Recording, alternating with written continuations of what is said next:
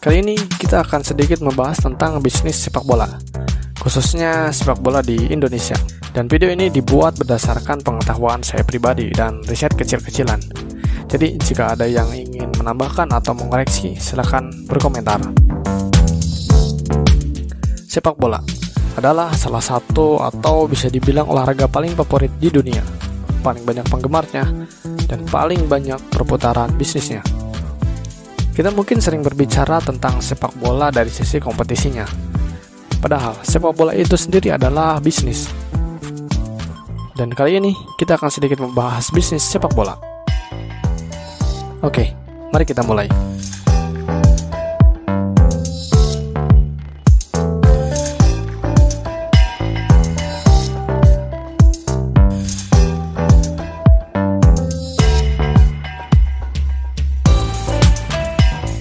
Hal pertama yang perlu diketahui adalah sebuah tim sepak bola bisa dinilai dari dua aspek ini, yaitu di mana mereka berada dan seberapa besar kotanya. Sudah pasti, lokasi di mana tempat tim berada sangat mempengaruhi nilai jual tim, karena lokasi atau domisili akan menggambarkan karakteristik tim, fans, atau penggemar tim tersebut. Dan itulah yang akan menjadi penentu para sponsorship, apakah mereka akan ikut mensponsori atau tidak. Yang kedua, berada di kompetisi mana. Sudah pasti, semakin tinggi dan bergengsi tingkat kompetisi, maka semakin besar juga nama tersebut. Dan hasilnya akan banyak sponsor yang ikut bekerja sama, dan pastinya tim tersebut pun bisa memiliki nilai jual yang tinggi, hingga diprioritaskan dalam siaran televisi. Oke, itu dari sisi penilaian sebuah tim sepak bola. Nah, sekarang ada hal lain yang perlu kamu ketahui, yaitu dalam sebuah tim sepak bola, sudah pasti tim itu memiliki pengeluaran atau cost. Dan berikut gambaran beberapa pengeluaran dari sebuah tim sepak bola. Yang pertama, ada gaji tim, yaitu meliputi gaji pemain dan tim pelatihnya. Ini sudah pasti kan, gaji pemain adalah pengeluaran paling inti dari bisnis sepak bola. Sebagai contoh, untuk sebuah tim sepak bola di Indonesia, idealnya atau kurang lebihnya, mereka harus mengeluarkan uang senilai 15 miliar dalam satu musim untuk menggaji para pemain dan tim pelatihnya. Itu tentang gaji. Nah, yang kedua tentang operasional. Biaya ini meliputi hal-hal keperluan tim sehari-hari seperti biaya administrasi, transport, perlengkapan latihan, kesehatan, dan lain-lain. Dan dalam satu musim, sebuah tim kurang lebih akan mengeluarkan 10 miliar untuk hal ini. Yang ketiga, pertandingan home. Pengeluaran ini dipengaruhi oleh banyaknya sebuah tim melakukan pertandingan di stadion mereka, alias home. Jadi, semakin banyak melakukan pertandingan di home, maka pengeluaran akan semakin bertambah.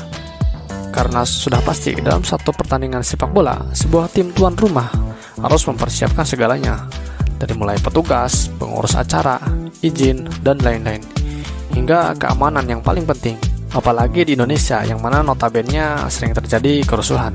Dan kurang lebih 5 miliar adalah total biaya untuk sebuah tim melakukan pertandingan di kandang dalam satu musim. Jadi, total pengeluaran sebuah tim sepak bola dalam satu musim itu bisa mencapai 30 miliar. Wow, fantastis bukan? Tapi, yang jadi pertanyaan adalah bagaimana sebuah tim memiliki uang sebanyak itu untuk menggaji karyawan, untuk menggaji tim, untuk pelatih, operasional, dan lain-lain. Dari mana? Nah, kalau begitu, mari kita bahas tentang dari mana income tim sepak bola itu datang. Kurang lebih ada 4 sumber income dari tim sepak bola. Yang pertama, dari sponsor. Sudah pasti dan sudah jelas, salah satu pemasukan tim sepak bola dan salah satu pemasukan yang paling utama juga adalah dari sponsor. Dan faktor penentuan sebuah tim disponsori adalah dari seberapa besar nama tim tersebut, berada di kota mana, seberapa banyak jumlah fansnya, dan yang paling penting, seperti apa nilai ekonomi dari para fansnya. Sebagai contoh, dalam sebuah jersey tim sepak bola, terdapat titik atau tempat untuk para sponsor memasang logo atau nama brand mereka. Dan titik atau lokasi yang paling utama itu ada di dada jersey para pemain. Dan itu juga adalah tempat sentral bagi para sponsor utama. Tapi perlu diingat, memang di Indonesia sponsor utama masih jarang yang memberikan nilai sponsor tinggi. Bahkan yang memberikan nilai lebih dari 5 miliar pun sangat jarang.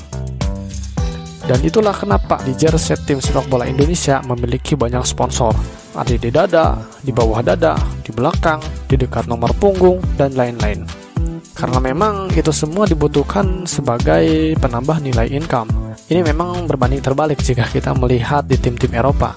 Mereka cukup satu sponsor saja sudah cukup. Namun memang kelas liga di Indonesia dan di Eropa beda jauh. Dan biasanya tim sepak bola menargetkan total 10 miliar. Yang selanjutnya, dari aparel dan merchandise. Pemasukan lain datang dari penjualan aparel dan merchandise. Walau sepengetahuan saya, khususnya di Indonesia, sangat sulit sebuah tim untuk mengeluarkan merchandise dan berharap dapat pemasukan besar dari ini. Dan salah satu alasannya adalah tingkat ekonomi Indonesia yang masih didominasi oleh menengah ke bawah, termasuk para fans sepak bola di Indonesia. Jadi, walaupun antusiasme dan fanatisme masyarakat Indonesia tinggi terhadap sepak bola, tapi nilai ekonomi masih rendah. Dan hasilnya, aparel atau merchandise original dari sebuah tim sepak bola, ya tidak laku. Ditambah di luar sana banyak aparel dan merchandise yang KW, atau kaos-kaos bola yang murahan. Dan itu yang paling laris di pasaran. Jadi jika ada sebuah tim yang bisa mendapatkan income dari penjualan aparel dan merchandise sebesar 1 miliar saja, itu sudah fantastis. Yang selanjutnya, subsidi liga dan hak siar. Beruntungnya di Indonesia ada subsidi yang diberikan oleh pemerintah pada tim sepak bola pastinya. Dan informasi terakhir yang saya ketahui, pada tahun 2017, sebuah tim yang berada di Liga 1 akan mendapat subsidi 7 miliar. Dan Liga 2 hanya 500 juta, plus 400 juta jika mereka masuk ke 16 besar. Dan juga ditambah hak siar televisi.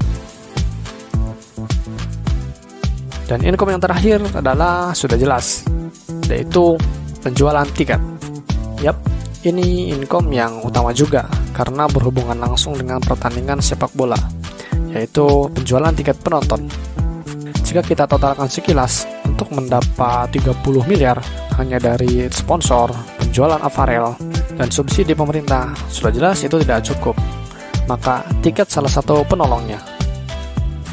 Jadi, banyaknya pemasukan dari penjualan tiket besar kaitannya dengan nama sebuah tim itu sendiri. Seberapa besar nama tim, seberapa banyak fansnya. Nah, di sini saya akan sedikit mencoba menghitung soal pemasukan dari tiket penonton. Sebagai contoh, sebuah tim memiliki 7 kuota pertandingan di home alias di kandang sendiri dalam satu musim. Lalu, mereka memiliki total 50.000 kursi di stadionnya. Dan kita ambil contoh ada 20.000 penonton dalam setiap pertandingannya. Lalu, harga per tiketnya kita ambil contoh 50.000. Maka, jika dijumlahkan dari 7 pertandingan dikali 20.000 dikali 50.000, maka total pendapatannya adalah 7 miliar dalam satu musim. Dan terkadang jika sebuah tim memiliki prestasi bagus atau ada pertandingan lainnya, maka tim tersebut berhak melakukan pertandingan di home lagi. Otomatis income mereka mungkin bisa bertambah lagi dari tiket. Oke, mungkin di sini ada yang akan berpikir 7 miliar dalam satu musim, ya itu gede lah. Tenang dulu. Dalam setiap pertandingan pasti ada biaya, ya kan? Seperti keamanan, petugas, kebersihan, dan hal-hal lainnya. Apalagi tim sepak bola di Indonesia sering terjadi rusuh. Jadi risiko kerusuhan dan bertambahnya biaya pertandingan bisa meningkat. Sebagai contoh, salah satu tim di Indonesia di beberapa tahun yang lalu pernah terjadi kerusakan pagar. Dan itu memakan biaya 400 juta. Jadi kurang lebih ada 8.000 tiket hangus karena menutupi biaya kerusakan dikarenakan para fansnya yang rusuh dan tidak taat dengan aturan. Belum lagi ada denda-denda yang dialami oleh tim sepak bola yang diakibatkan oleh supporter. Seperti contoh, menyalakan flare itu didenda 100 juta.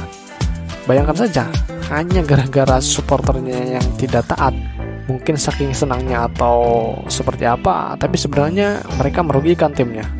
dan alhasil tim sepak bola yang harus menanggung denda.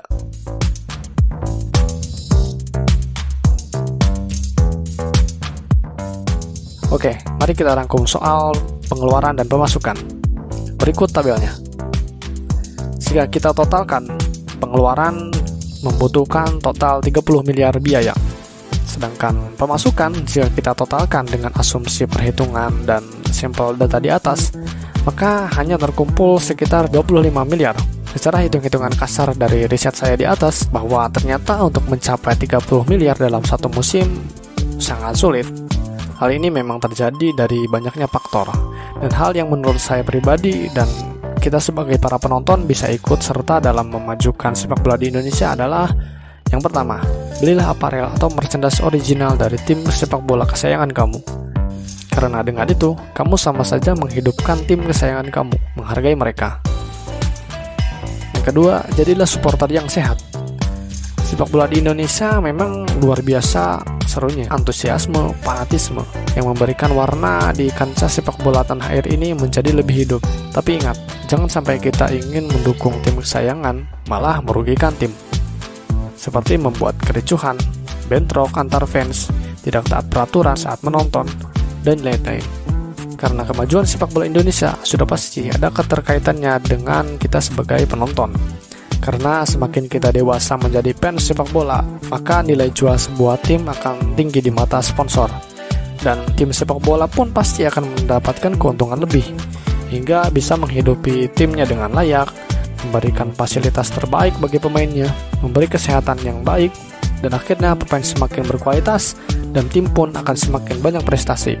Dan secara tidak langsung, ini juga akan berefek pada timnas Indonesia, karena sudah pasti para pemain sepak bola Indonesia bagus dan berkualitas, maka timnas Indonesia pun akan menjadi lebih baik. Dan tidak dipungkiri, itu juga bisa memberikan peluang negara kita masuk ke kancah persaingan internasional. Dan contoh yang paling jelas yang sering dijadikan joke adalah perbedaan penonton kita dan di Eropa. Di Eropa sana, menonton sepak bola dengan jarak yang dekat pun tidak jadi masalah dan tidak ada yang dikhawatirkan karena mereka aman, taat, dan penontonnya pun dewasa. Tapi di kita sudah dipagari, tinggi, tetap ada kerusuhan. Ya, itulah Indonesia.